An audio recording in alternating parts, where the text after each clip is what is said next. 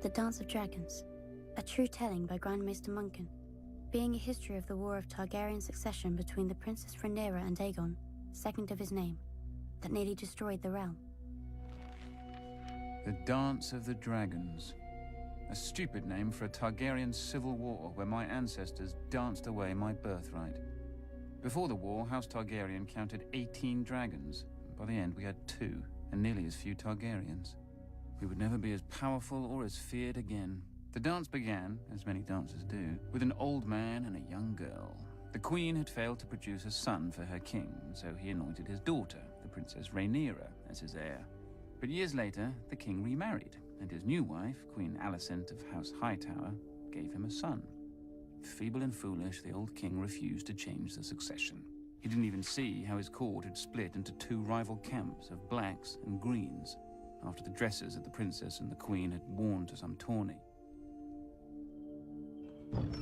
One night, a servant found the old king had died in his sleep and ran to inform Queen Alicent. Protocol dictated that the bells would be rung and a raven sent to Dragonstone to summon the heir, Princess Rhaenyra, for her coronation. But Alicent had other plans. Once she saw her dead husband's body, she sealed the room and had the servant thrown into the black cells to ensure his silence. At the hour of the owl, the Lord Commander of the Kingsguard, Sir Criston Cole, summoned the small council to inform them of the king's death.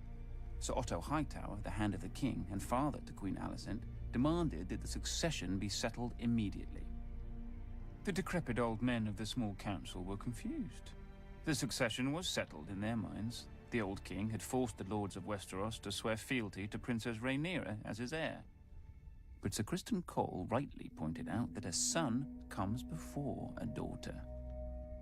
The council argued until dawn, when the Master of Coin finally stood up and declared he would have no part of treason. Sir Criston Cole, wisely, opened his throat with a dagger, ending the debate. None were more surprised to hear of Prince Aegon's succession than Prince Aegon himself. At first, the fool rejected the crown, but his mother pointed out that his sister Rhaenyra would return such loyalty by taking his head. As the old king's trueborn son, he'd always be a threat. Aegon relented. He was crowned in the Dragon Pit, and his wife and sister Helaena became queen. His brother Aemond flew off to win over the few great lords whose support Aegon didn't already have. The banner of the Gold Dragon flew over King's Landing and the Red Keep as Aegon, second of his name, ascended the Iron Throne. He would not sit it long. When ravens carried the news of Aegon's coronation to Dragonstone, Princess Rhaenyra summoned her own Black Council. With her was her uncle and husband, Daemon Targaryen, considered by many to be the most dangerous man in Westeros. Few lords supported her, but the greatest of these was Corlys Velaryon, who controlled the largest fleet in the realm, and his Targaryen wife, Rhaenys, the old king's sister. Then there were her 5 sons, although none grown to manhood. A pitiful assembly, really. Combined, they couldn't match the power of House Hightower alone. But Rhaenyra had dragons. She, Daemon, and Rhaenys rode huge and formidable beasts, and 3 of her 5 sons were riders as well. Dragonstone also housed 6 more dragons without riders. Against this, King Aegon had only 4 dragons of his own. Dragons can burn a city, but only armies can take and hold it. If she was to prevail, Rhaenyra desperately needed the support of the few great houses not already sworn to Aegon. Her eldest son, Jaehaerys, flew to the Vale in the north. Her middle son, Lucerys, flew to the Stormlands. Rhaenyra hoped that the war would begin and, if the gods were good, end with diplomacy. As always, they weren't. Little Prince Lucerys must have wet himself when he entered Storm's End and found King Aegon's younger brother Aemond already with Lord Baratheon. Aemond was fearsome even before he lost his eye and set a sapphire in its stead. But the princeling pleaded his mother's case. Finally, Lord Baratheon made his decision. Go home, pup, and tell the bitch your mother that the Lord of Storm's End is not a dog she can whistle up. As Aemond's false eye gleamed at him, the princeling fled the castle and mounted his young dragon, Arrax. The rain fell in sheets, and great bolts of lightning lit the world bright as day. Arrax was struggling to stay aloft in the gale. when a roar shook the very foundations of Storm's End. Aemond rose through the clouds, and below him the monstrous Vhagar. Vhagar was 5 times the size of Arrax, and a hardened survivor of 100 battles. Vhagar caught him above Shipbreaker Bay. Watchers on the castle walls saw distant blasts of flame, and heard a shriek drown out the thunder. Prince Lucerys fell, broken, to be swallowed by the waves. With his death, the War of Ravens came to an end, and the War of Fire and Blood began. When Rhaenyra heard of her son's death, she collapsed. She considered ending the war right then, until a raven arrived from her husband, Daemon. Her son would be avenged. Whispers slithered through the taverns and back alleys of Flea Bottom. 2 men were found. One was a former gold cloak, the other, a rat catcher in the Red Keep who knew all its secrets. History remembers them only as blood and cheese. One night, Queen Helaena entered the royal apartments with her daughter and 2 sons to put them to bed. Without warning, Blood and Cheese burst in, daggers in hand. They told her that a debt was owed. A son for a son. Blood and Cheese demanded she choose which son would be ripped from her forever. Queen Helaena pleaded with the men to kill her instead, but they refused. Weeping, Helaena named her younger son, Maelor. Perhaps she thought the boy was too young to understand. Or perhaps because the older boy was King Aegon's firstborn son and heir. "You hear that, little boy?" Cheese whispered to the younger son. "Your mama wants you dead." Then blood struck off the older boy's head with a single blow.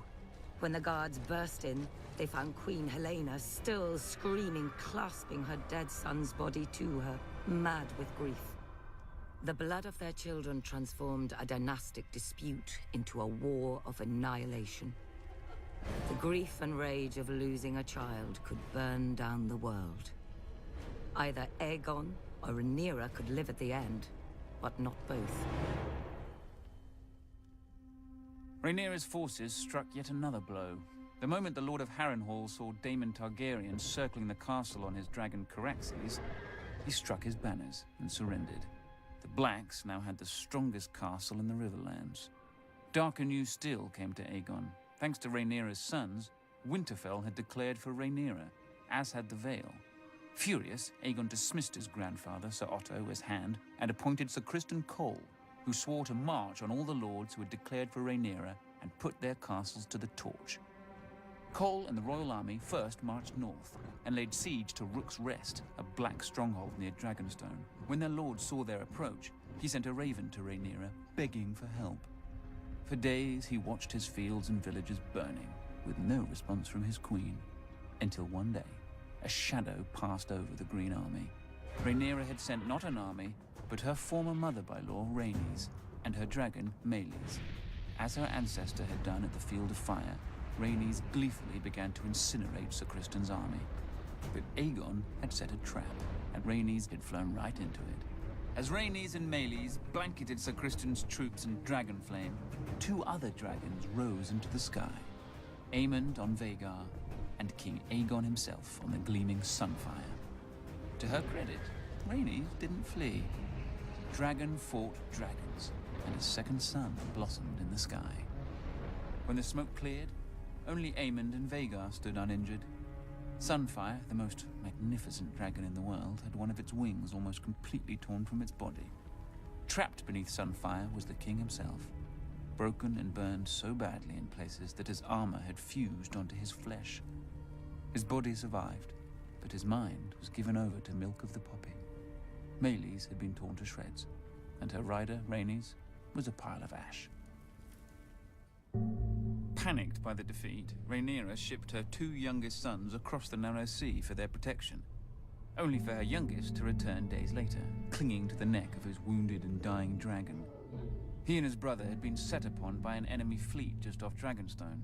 Defying his mother's command, Rhaenyra's eldest son and heir, Jaehaerys, mounted his dragon Vermax and flew to rescue his other brother and punish the enemy fleet.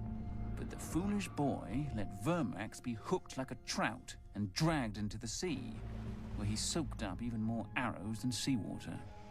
His brother disappeared over the horizon or beneath the waves. No one could say for sure.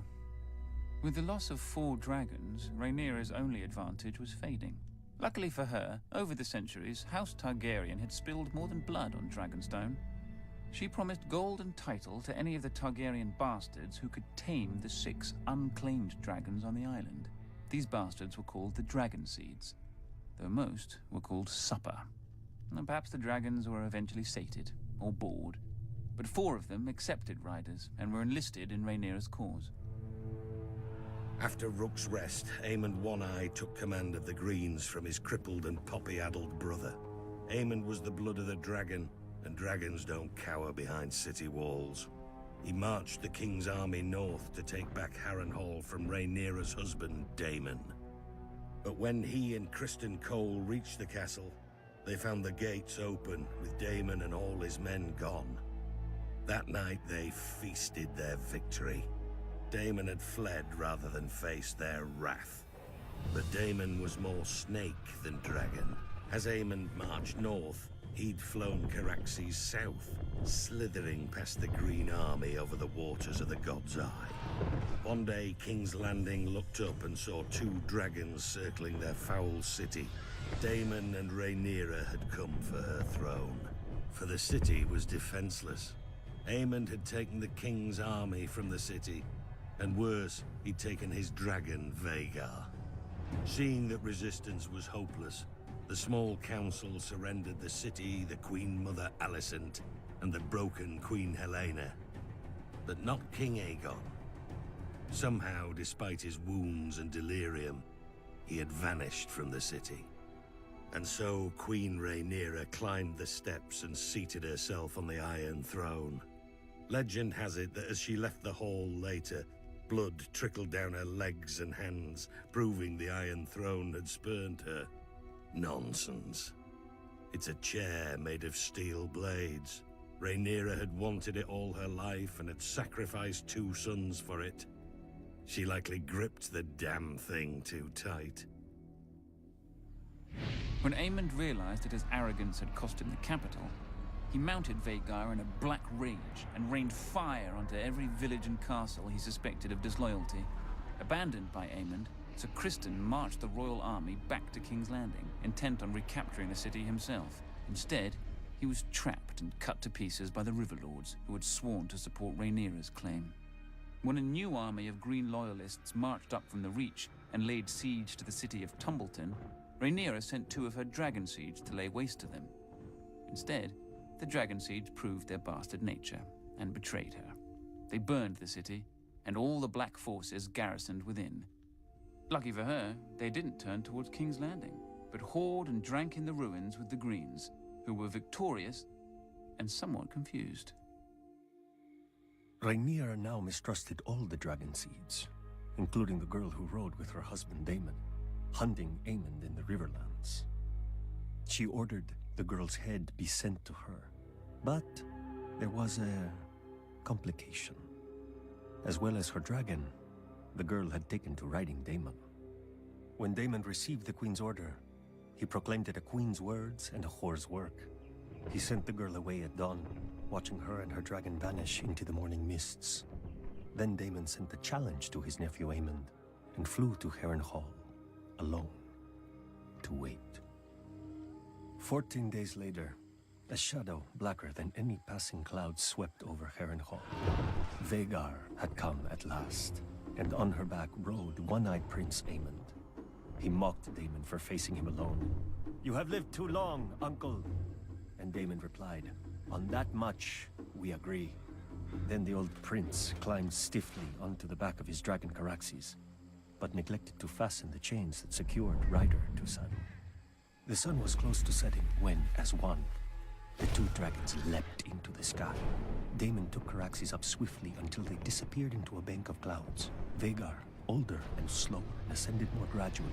Up and up Vhagar soared, searching for Caraxes. Sudden as a thunderbolt, a shrieking Caraxes dove upon Vhagar. Locked together, the dragons tumbled toward the lake. Caraxes' jaws closed about Vhagar's neck, but Vhagar raked open Caraxes' belly, and her teeth ripped off a wing. The lake rushed up with terrible speed.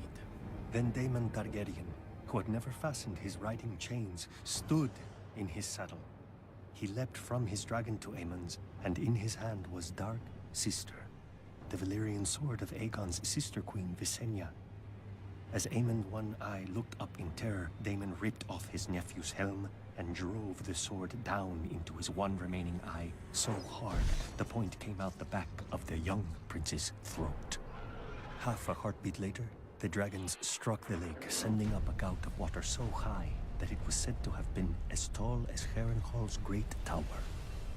The lake boiled with dragon blood, and then was still. Daemon Targaryen was 49 at his death. Prince Aemond had only turned 20.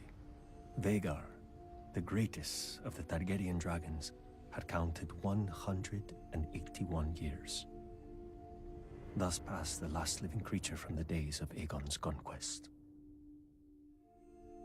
Back in King's Landing, Queen Rhaenyra didn't have much time to grieve for her stupid husband. The mad former queen, Helaena, flung herself from a balcony to be impaled upon the iron spikes lining the moat of Maegor's holdfast. That night, the city rose in riot against Rhaenyra, demanding justice for Queen Helaena and her murdered son, among other foolish peasant fantasies. In the midst of this chaos, a one-handed fool called the Shepherd began to rant against dragons. Not just the ones of the enemy, but all dragons everywhere. As he pointed to the dragon pit above on the hill, he shouted, "There the demons dwell, this is their city. If you would make it yours, first you must destroy them." The cry went up from 10,000 throats. Kill them! There were 4 dragons housed within the dragon pit that night. By the time the first of the attackers came pouring in, all 4 were roused, awake, and angry. Nobody knows how many men and women died that night. Who cares? They all should have. Trapped within the pit, the dragons could not fly. Instead, they fought with horns, claws, teeth, and fire. For every man who died, 10 more appeared, shouting that the dragons must die. One by one, they did. Finally, the last remaining dragon broke her chains, spread her wings, and flew straight up at the Great Dome, trying to flee. Already weakened by dragon flame, the dome cracked under the force of impact, and then tumbled down, crushing dragon slayers and herself. High atop the Red Keep, Queen Rhaenyra clutched her 2 remaining sons to her as she watched the end of her family's might. Too afraid of the peasants to defend her dragons. At least her older son, Joffrey, had a man's spine. He stole his mother's dragon, Syrax, and tried to fly it to the dragon pit to save his birthright. But the stupid beast didn't understand, and twisted beneath him, fighting to be free of the little boy. Until it was. A queen is still a woman, with all the weakness of that sex. Weeping for her lost son more than her dragons, Rhaenyra abandoned the Iron Throne and sold her crown to buy passage for her and her last son back to Dragonstone. Rhaenyra hoped to hatch more dragons from the eggs in the castle. But when she landed, the welcoming party slew her guards and marched her and her son at spear point to the castle to face a dead man and a dying dragon. "Sister!" King Aegon, second of his name, called out to Rhaenyra. Rook's Rest had left Aegon bent and twisted, his once handsome face puffy from milk of the poppy, with burn scars covering half his body. Rhaenyra, ever defiant, told her dear brother that she'd hoped he was dead. "After you," Aegon answered. Then Sunfire bathed her in a blast of flame and devoured her in 6 bites while her son watched, leaving the 7th and final bite, her lower leg, for the stranger. Rhaenyra was dead, and King Aegon sat the Iron Throne again. But only for half a year. He was poisoned by his own men, and replaced with the very boy who had watched his mother devoured. When Rhaenyra's last son wed Aegon's only daughter, the Dance of Dragons officially ended. Ash and burned men, all that was left of the Riverlands. Two scared children spouting oaths they didn't understand, all that was left of the mighty House Targaryen. Ancient skulls and hatchlings that grew no bigger than cats, all that was left of the dragons.